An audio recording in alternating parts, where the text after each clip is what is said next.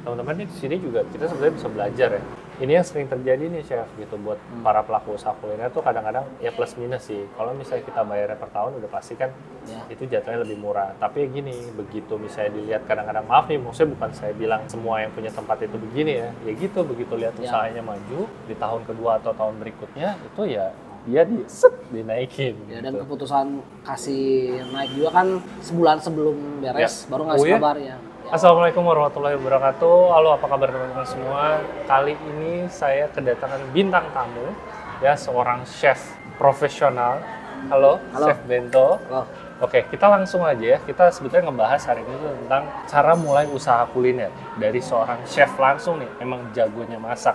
Nggak usah saya nyeritain siapa dia ya. Jadi beliau langsung aja yang boleh langsung memperkenalkan diri, Chef Bento. Siapa sih Chef Bento ini? Gitu, mangga. Halo, nama saya Bento Mario. Saya seorang juru masak. Ya. Saya sekolah di Kapal Wisata di Kota Bandung. Dulu saya tahun 2012 lulus. Saya kerja di Carnival Cruise Line kapal pesiar selama 2-3 tahun. Lalu saya sempat kerja di Hard Rock Cafe Jakarta. Wow. Ketika Hard Rock Cafe pindah ke Pacific Place di SCBD selama setahun.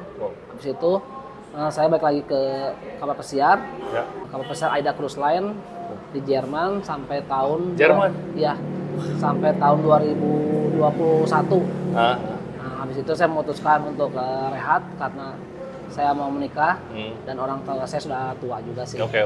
Jadi kalau tadi diulang, setahun pertama di Hard Rock ya, setelah beres kuliah itu ya. Kuliahnya juga kuliah sekolah khusus kuliner. Udah gitu setahun di Hard Rock, habis tahun di Hard Rock pindah ke Aida Cruise Line. Aida Cruise Line tuh, habis tahun pindah ke cruise. Itu sebagai chef juga berarti ya? Ya, sebagai posisi terakhir saya sebagai chef de party. Chef de party, 2 tahun ya itu di Aida. Di Carnival 2 tahun, di Hard Rock setahun. Oke. Habis itu dari tahun 2015-16 sampai 2021 saya di Aida. Oke. Sorry, 2015 sampai 2021. Itu 6 tahun. Iya, kurang lebih. Jadi 1 plus 2 udah 3 tuh, plus 6 ya? Iya. Berarti 9 tahun di dapur profesional ya? Iya. 9 tahun di dapur, dan terakhir posisi sampai CDP, Chef de Party. Tuh lihat. Jadi ini emang kalau misalnya udah sekolah perkulineran, ya bukan sekolah, maksudnya perkulineran dapur profesional ya beliau ini udah jagonya ya, udah istilahnya hatam lah ya, udah kayak... Insya Allah. Nah, terus kalau boleh tahu Chef, kan tadi sempat bilang ya, balik memang karena ke Indonesia karena orang tua ya waktu itu. Terus memang kalau sekarang nih memang memutuskan bahwa sudah tidak mau di kapal lagi, kenapa tuh? Maksudnya kan duitnya sebetulnya udah enak udah di kapal. Ya karena pada akhirnya kan kita tuh harus melanjutkan hidup ya, makanya life must go on. Ya. Makanya menikah. Terus kan orang tua udah tua, jadi gamblingnya pilihan mau lanjut atau enggak gitu ya. Cuman kan banyak kekhawatiran ketika kita di kapal pesiar itu kan banyak orang teman-teman yang kehilangan keluarganya atau ada momen-momen penting gitu di Indonesia yang kita nggak tahu gitu. Karena jauh dari Cuman alhamdulillahnya tuh saya nggak dapat momen itu ya. Makanya daripada kita dapat momen yang kurang baik itu, lebih baik ya udah cukup lah belajar bersyukur aja dengan apa yang dapat dari dulu sampai sekarang kayak gitu. Jadi pas 9 tahun banyak di kapal itu kalau lebaran jarang pulang? Lebaran kebetulan nggak pernah dapat lebaran bareng keluarga. Nggak pernah? Nggak pernah sama sekali. Jadi kalah Bang Toyib. Kalah. 3 kali lebaran lagi. Ini udah. Ya paling liburan juga bukan momen lebaran. Ya. Karena nggak pernah pulang high season, pulang juga pulang setelah tahun baru. Dikasih libur 2 bulan, habis itu balik lagi. Oke. Karena kalau lagi Natal kita harus ada di sana, tahun baru kita harus ada di sana kayak gitu. Ya jadi intinya memang memutuskan berhenti di kapal nih teman-teman karena kayak ya semuanya tuh balik lagi ya ke keluarga ya. Ya udahlah kita kayak ya nyari duit boleh, nyari pengalaman boleh, tapi tetap ingat balik ke keluarga ya. Gitu. Kebetulan usia juga kan masih 31 tahun waktu itu ya. Waduh. Terakhir cukup lah. Jangan bawa usia. Cukup ya kayak 31 tahun ya. Akhirnya harus ya melanjutkan hidup di Indonesia. Karena mau sampai kapanpun juga seberjaya-berjaya kita di kapal ya atau luar negeri ya tetap aja di sana. Ketika pulang mah kita dari nol lagi. Kita harus bangun relasi dari nol lagi, kerjaan juga dari nol lagi semuanya. Betul ya. Jadi emang udah melanglang buana banget nih gitu ya dari Chef Bento ini. Oke, pertanyaan keduanya adalah Chef, kalau boleh tahu nih, saya harus manggilnya Chef loh. Ya iyalah, beliau 9 tahun di dapur profesional itu suatu gelar yang menurut saya bukan main-main, nggak bisa didapat gitu ya. Nah, chef pertama kali kalau boleh tahu nih, usahanya tuh apa aja dan ada di mana? Awal mula usaha tuh ketika saya lagi pulang. Tahunnya dulu chef kalau boleh? Tahunnya 2017. 2017, oke. Itu kan lagi saya liburan ke kapal, saya coba. Sorry saya potong. Berarti pas 2017 itu sempat usaha, tapi balik dulu lagi ke kapal tuh? Jadi gimana caranya? Karena ketika kita pulang kan kita nggak ada penghasilan ya. Ya. Karena di sana tuh kalau kerja baru dibayar, kalau liburan ya nggak dibayar. Ya. Jadi ada libur 2 atau 3 bulan, ya. saya selalu bikin, ya gimana caranya dapat masukan ya. Akhirnya saya bikin usaha sambal matah. Oke, usaha sambal matah. Ya, di botol-botol gitu? Dalam botol juga ya. Ya buat nama-nama pemasukan, kadang saya masak-masak buat ke teman-teman teman-teman main. Kayak masukin ke kantor-kantornya atau apanya kayak gitu. Ya. Oke, saya potong. Berarti teman-teman satu usaha yang sebetulnya bisa sambil ditinggal-tinggal itu adalah sambal ya berarti ya. Emang kuat berapa lama sih kalau sambal gitu? Kebetulan sambal saya itu bisa kuat sampai 10 hari lah. 10 hari? Dalam kulkas, kalau dalam freezer mungkin karena bisa dibekukan ya, bisa hampir berbulan-bulan, sebulan 2 bulan juga kuat. Oke. Kalau dalam suhu ruangan paling 4 hari. 4 hari, oke. Oh jadi sebetulnya kalau pas skala banyak bikin, ya udah bukuin aja dulu, frozen dulu ya. Kalau di apa sih namanya yang disedot itu sekarang? Di vakum gitu bisa aja gitu. Sebenarnya pada akhirnya gimana cara pengolahannya, habis itu penyimpanannya yang baik. Setelah saya udah bisa bikin, saya delegasiin ke kakak saya. Akhirnya kakak saya yang teruskan. Oke, diterusin sama kakak. Ya. Sama saya juga kan bikin frozen food ya. Karena ya frozen food tuh peluang bisnis yang baik ya. Karena kita capek yang sekali 2 kali, sehari 2 hari. Selanjutnya kita tinggal keep aja. Tinggal jual-jual. Oke. Oh, nice. Itu bisa jadi salah satu referensi ya teman-teman kalau misalnya mungkin bisa sambil kerja ya sambil tinggal-tinggal, sambal tuh salah satu opsionalnya gitu. Nah, kalau misalnya nanti ada yang mau ngasih cara bikin sambalnya, tulis aja di kolom komentar ya. Oke, lanjut. Abis sambal chef apa lagi? Abis sambal tahun 2000 kalau nggak salah 2021 saya bikin. Oh itu mah udah balik ya, udah beres ya perkapalannya. Jadi setiap tahun tuh setiap saya pulang saya selalu melanjutkan usaha saya. Kalau yang masak-masak sih ketika pulang, tapi kalau kayak sambal, kayak frozen food itu kan bisa didelegasiin ke kakak saya. Jadi ketika saya lagi di luar tetap aja berlanjut. Nah, tahun 2021 ketika pulang di kapal saya bikin usaha cincai. Ya. Apa tuh? Minuman? Cincai itu enggak makanan Asian food. Cincau maksudnya. Chinese food. Iya, di Lengkong, Bandung, yang kecil. 2021 ya? 2021. Bertahan sampai 2 tahun karena harga sewa naik. Wow, berapa kalau boleh tahu? Sorry, 2021 bikin usaha Chinese food, bukan sewanya gini.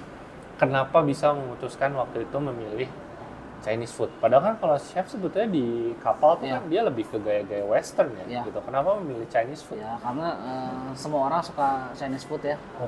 Sebenarnya itu lebih ke Asian food campuran Jepang, ada Chinese-nya, ada Vietnamnya, macam-macam gitu. Kenapa itu ya? Karena mudah diterima sama lidah kita ya. Dan mungkin setiap orang bisa makan tiap hari gitu. Ya. Oh iya benar tuh. Nah itu kalau kita ngebahas itu ya teman-teman. Padahal chef ini kan udah bertahun-tahun di western, tapi beliau juga harus lihat nih posisinya di Bandung ini, target marketnya kita tuh orang Asia mungkin nggak semuanya bisa ke western ya gitu. Dia jadi lebih memilih adalah Asia gitu ya, jadi perpaduan dari Chinese sama Jepang. Gitu. Oke. Karena mungkin lidah kita juga kan terbiasa dengan yang gurih-gurih. Lebih cocok lagi makan Asian food. Nah itu tadi pertanyaannya kenapa memilih Chinese food. Kedua nih yang paling banyak nih. Di saat baru mulai usaha yang tadi cincai tadi, berapa sih modalnya dan cara menghitung kasarnya aja nih gitu, misalnya sewanya berapa, terus kayak misalnya Chef Bento harus memikirkan sehari harus berapa porsi, atau dari situ ada berapa tempat usahanya, atau modalnya berapa dulu deh kalau boleh tahu. Waktu pertama kali usaha kedua itu? Waktu pertama kali itu usaha tuh sewa tuh 45 juta. Berapa? 45 juta. 45 juta per tahun? Per tahun. Berarti kalau kita bagi 12 ya 4 jutaan lah ya? 4 jutaan, oke. Nah, terus kalau nggak salah total habis 65 juta deh sama dekorasi, sama makanannya semuanya. 45 juta di luar sewa tadi ya? Iya, luar sewa. Yang untuk renovasi dan bahan baku lain-lain 65 juta? Iya. Jadi total 110 juta? Enggak, total semuanya nambah 20 juta. Oh, nambah 20 juta. Karena nggak terlalu banyak kita ngedekor juga, cuma ngecat sama ornamen-ornamen kayak gitu. Oke. Terus kayak meja kayak gitu juga kan udah ada di tempat yang dulu ya. Jadi tinggal pakai aja. Oh, oke. Berapa kapasitas tempat duduk sih waktu itu? Kalau kurang lebih ya 40 kapasitas ya ada sampai keluar gitu. Wah, itu termasuk budget friendly banget loh. Iya. 20 juta. Misalnya modalnya 40 juta buat sewa, 45 juta buat sewa, 25 juta buat tambahan lain-lainnya, itu termasuk budget friendly banget loh. Untuk ukuran 40 seat. Masa sih gitu? Menurut saya sih kayaknya. Saya pikir Chinese food kan yang peralatannya harus full stainless kayak gitu-gitu. Ya, kita kan maksudnya nggak terlalu concern ke Chinese food yang otentik ya. Ya kita juga apa sih, makanya saya nggak menyebutkan Chinese food jadi Asian food gitu, karena kita gunain juga bukan kompor wok kayak gitu. Ya. Nah, tapi ada sih kompor yang high pressure-nya juga. High pressure-nya gitu ada juga sih. Berarti ini juga sebetulnya nih buat teman-teman yang baru mulai usaha juga, nggak harus selalu kita menggunakan peralatan yang profesional. Berarti maksudnya kan pikirannya kalau udah kayak Chinese food, pakai full stainless yang high pressure yang apa sih kompor jus gitu, ya kan itu aja udah harga satu itu aja bisa 12 jutaan sendiri kan. Ternyata mungkin ya karena beliau memang udah jagoan pakarnya di perdapuran ya, jadi bisa dimodifikasi ya gitu. Mungkin pakai kompor mawar ya, pakai high pressure, bikin sendiri lah ya. Jadi sebetulnya nggak harus selalu ini, ya sesuaiin lagi aja sama budgetnya teman-teman. Kayak kompor tukang mie tek-tek itu kan high pressure juga. Oh iya, tukang nasi goreng. Lebih murah juga gitu. Oke. Karena waktu kebetulan saya tuh pakai itu hanya untuk buat kue tiaw. Oke. Itu aja. Selebihnya sih pakai kompor biasa sih. Ya. Dan pemilihan bahan juga kan diperhatikan, jadi lebih mudah dibikinnya, nggak harus dadakan atau apa. Gitu. Nah, tadi dibilang berjalan 2 tahun. 2 tahun. Oke. Gimana tuh setahun pertama ya? Struggle kah atau memang berjalan lancar atau sesuai? Setahun pertama sih bagus banget ya. Gitu. Bagus banget ketika karena kita definisi bagus banget tuh gimana? Ya omset tinggi. Oke. Terus ya orang datang dan pergi banyak, tapi kita misalkan pelanggan yang banyak juga kayak gitu. Karena pada saat itu kan ada juga steamboat juga dan grill di sana ya. Di sana tuh orang belum banyak pakai steamboat dan grill. Sampai akhirnya orang banyak yang pakai.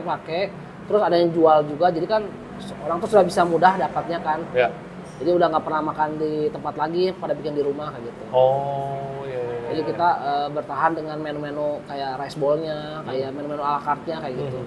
Jadi setahun pertama itu berarti benar-benar siang steamboat sama itu lagi happening banget di situ ya. Wow. Hampir 2 tahun kita lebih sering ala carte kita gitu, yang lebih jualnya dibanding steamboat sama grill itu. Karena ya di setiap rumah juga udah bisa bikin gitu.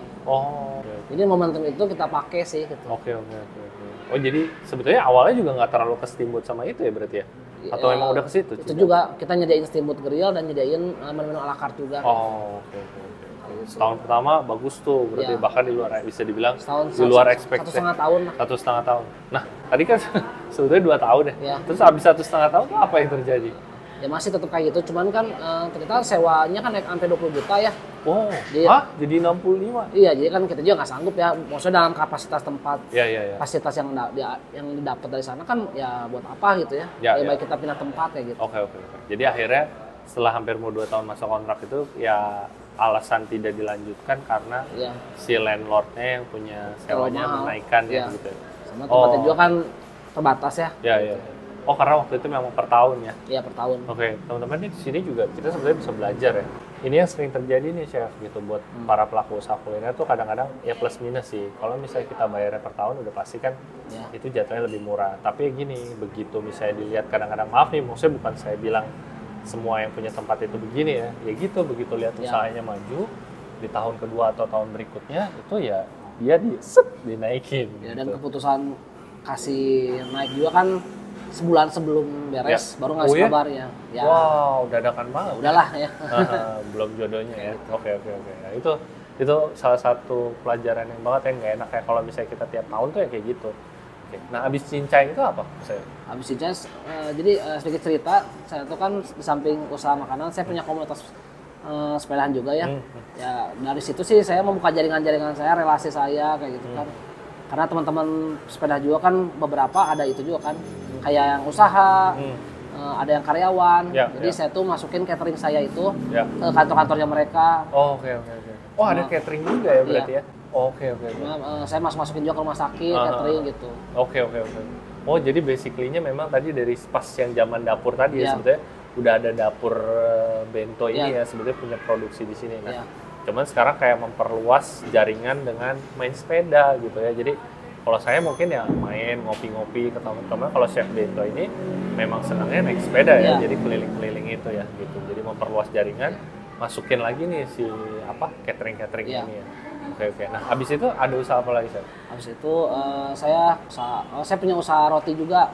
Oke. Bareng Roti kakak apa? saya, namanya Bakingu. Bakingu.id. Ya. Nah, di sana saya bareng kakak saya usaha-usaha. Cuman ya karena kita mah kan orang produksi ya. Ya, karena yang kakak saya orang produksi, saya orang produksi juga. Jadi ya hanya skala rumahan saja kayak gitu. Oke. Nggak ada yang marketinginnya lah, nggak ada yang untuk berkeluar-keluar nih cobain produknya. Cuma paling dari mulut ke mulut. Cuman ketika saya bersepeda pop up, saya selalu bawa produk-produk saya gitu untuk memperkenalkan ke mereka. Alhamdulillah tuh diterima dan selalu terpakai ketika teman-teman ada kegiatan apa, acara apa keluarga. Oke. Berarti sampai sekarang masih ada dong baking? Masih ada. Oke. Cuman ya santai lah gitu ya, itu karena paid by order lah ya. Karena catering saya juga kadang beberapa itemnya menggunakan produk dari Bakingu juga gitu. Oke. Kalau saya pop up sepeda juga, saya masak-masak, saya pakai produk Bakingu juga kayak gitu. Di situ apa lagi, Chef? Ada lagi? Saya bagian dari tim Kopi Moyan. Oke. Yang sepeda itu nggak ada? Yang sama anak-anak sepeda itu nggak ada bikin satu usaha apa gitu? Kayaknya itu hanya buat jadiin community aja. Oke. Karena ya buat eksistensi saya sebagai juru masak, terus memperluas jaringan gitu. Pada akhirnya kan saya menggait mereka untuk ke usaha saya. Gitu. Karena kan di sepeda juga kan nggak semuanya memasak ya, ada yang desainer, fotografi gitu. Kalau disatuin ke usaha bareng kayaknya susah aja gitu. Oke. Ya habis itu baru sekarang bergabung dengan tim Moyan ya gitu ya. Ya teman-teman mungkin sudah tahu lah ya Kopi Moyan seperti apa sekarang. Oke. Jadi sampai sekarang yang masih berjalan masih aktif di Kopi Moyan pastinya. Bakingu juga ada kalau by ini sama dengan komunitas yang mau sambil sepedaan sambil masaknya itu ya. Oke Chef, keren banget tuh ya teman-teman. Jadi sebetulnya usaha dan tadi kalau saya lihat jaringannya main dengan sepedanya itu memperluas juga gitu. Nah Chef nih kalau boleh tahu nih suka dan dukanya usaha tuh apa sih Chef? Suka dan dukanya dari dukanya ya. Ketika kita ada di suatu tempat yang mungkin itu tuh pasarnya para orang-orang untuk berbelanja, makan, tapi nggak ada yang masuk ke tempat kita. Nah kan itu jadi pertanyaan, kok nggak bisa sih orang tuh masuk ke tempat kita? Ya itu sedih banget rasanya. Karena kan kita berpikir kenapa alasannya apa sih yang nggak mau gitu. Tapi ya kan itu kan membentuk mental kita ya, biar harus kuat, jadi introspeksi kenapa sih, apa yang salah. Berarti bukan dari makanan ya. Masuk aja dulu. Nah gimana cara menggait untuk masuk, mungkin bikin promo, bikin apa kayak gitu kan ya. Nah terus ya gimana cara menjaga konsisten memasak kayak gitu, atau rasa dijaga. Karena ya pada akhirnya juga kembali lagi ke apa ya, ke pelanggan ya. Kalau pelanggan mau datang atau tidak. Gitu. Iya berarti kayak ya saya juga ngerasain sih gitu. Maksudnya di saat kita buka usaha, kok ngeliat orang, wah ini rame ya, kita enggak ya. Apalagi yang kadang-kadang tuh kalau kita sebelah-sebelahan, yang sebelahnya kok rame ya, yang kita kok enggak ya. Itu kayak enak sih. Ya, kadang sedih sih. Sedih ya. Tapi kan jadi bahan introspeksi ya. Kenapa mereka bisa kayak gitu. Mungkin ada hal-hal yang mungkin saya lebih sering bangun pagi lebih awal, lebih sering sedekahnya, semacam kan kayak gitu. Sukanya apa nih, Chef? Sukanya ya waktu kita tuh kita yang menentukan ya, gitu. Terus kita bisa dekat dengan keluarga. Mantap. Terus ya walaupun kita usaha juga tetap aja sibuk-sibuk juga sih ya. Karena kan kembali lagi kalau kita mau lebih berkembang kita harus lebih giat lagi gitu. Benar-benar. Ya sukanya juga kita bisa berbagi ke tim gitu kan. Banyak orang yang kita pekerjakan berarti banyak doa buat kita juga kayak gitu. Amin ya. Berguna bermanfaat buat orang. Jadi kalau menurut Chef Bento adalah sukanya itu yang pasti tadi balik sebetulnya ke tujuan utama Chef Bento tadi, pengen ke keluarga dan sekarang ya jadi pengen punya waktu buat lebih keluarganya lebih banyak lah, kita lebih fleksibel gitu. Tapi bukan berarti juga kalau usaha ya seenak yang dikira orang-orang juga ya tetap aja kita juga harus kadang-kadang ya akhir bulan harus gaji berapa. Bangun tetap subuh-subuh juga. Bangun juga tetap subuh. Nah ini kalau misalnya kita ngomongin bangun, kita nanya langsung nih. Beliau udah segini gedenya gitu di Moyan ya, part Moyan. Bangunnya jam berapa sih? Saya bangun jam 3:30. Jam 3:30, ngapain? Bikin bubur. Tuh, lihat. Ya udah segede gini, udah ke kapal bertahun-tahun masih bangun jam 3:30 pagi bikin bubur. Jadi kalau kata orang, wah enak ya lu usaha. Lihat ini ada buktinya gitu kan. masih ngurusin bubur, masih saya lihat kadang-kadang beli gas ya masih ini gitu. Jadi ya tapi itu serunya sih. Tapi nanti suatu saat itu jadi cerita yang menyenangkan ya Chef ya. Ya, sangat menyenangkan. Yes. Terakhir nih Chef, kita minta saran dari tipsnya dari Chef Bento yang baru mau mulai usaha, itu seperti apa sih saran dan tipsnya? Sarannya sih yang pasti sih niat ya, terus lakuin aja dulu. Mau jualan juga jualan apa yang kita senengi, yang kita yakin nih kita mau jualan, nggak usah mikir harus kayak gimana, ntar gimana, ya jalan aja dulu, yakin aja dulu gitu. Karena intinya mah niat aja dulu gitu ya, karena kita nggak tahu ke depan tuh bakal seperti apa ya, gitu. Kadang kita berpikir ya mungkin ini cuma side project atau side usaha, kita nggak tahu ya ternyata side usaha kita atau side project kita tuh yang bakal menjadi usaha utama kita kayak gitu. Jadi ya jangan lupa berdoa, minta restu ke orang tua, itu aja sih intinya sih, konsisten aja. Minta restu ke orang tua masih harus sih? Harus lah. Wih, gokil. Gitu. Ya misalkan kalau hari ini cuma laku 1, 2 nggak apa-apa, konsisten. Gimana caranya biar orang tahu aja produk kita gitu, caranya gimana. Kayak gitu. Biar apa ya, membentuk mental aja gitu. Gitu. Yakin jadi latihan aja. Lah ya. Jadi nomor 1 tadi niat, yang kedua ya udah coba aja dulu, lakuin aja dulu. Mau laku atau enggak ya itu tadi ngebentuk. Kalau kata Chef Bento adalah ya itu jadi mentalnya gitu loh. Ya, karena kita nggak tahu ya kita mau rugi, gagal, itu kan ketika kita usaha ya. Kalau kita nggak usaha, nggak gerak mah yang mana tahu rasanya gagal, rugi, bangkrut. Iya benar. Tapi kan itu kan naik fase selanjutnya. Iya. Buat kita berubah kenapa harus gagal, rugi. Coba dulu ya. Coba dulu. Wah, gokil, keren Chef. Gitu. Oke deh kalau gitu Chef. Terima kasih banyak. Terima kasih juga buat sharing-sharingnya. Ya, sama-sama. Ya, teman-teman, kalau misalnya masih ada pertanyaan, mungkin boleh cantumin aja di kolom komentar ya, atau mungkin mau langsung nanya ke Chef Bento, ada boleh. Instagram? Ada. Instagramnya apa? Ben. Gimana tuh? BND 3 kali, belakangnya S. Oke, nanti saya coba cantumkan ya di sini si Instagram Chef Bento, bisa langsung nanya aja sama Chef Bento ya tentang perkulineran, masukan-masukan dari chef langsung ya, karena saya sendiri jauh lah di bawah dapurnya ini 9 tahun bro gitu. Oke, saya pamit undur diri. Assalamualaikum warahmatullahi wabarakatuh. Waalaikumsalam. Thank you Chef, thank you very much. Gitulah. Nggak biasa ditanya-tanya wawancara ya.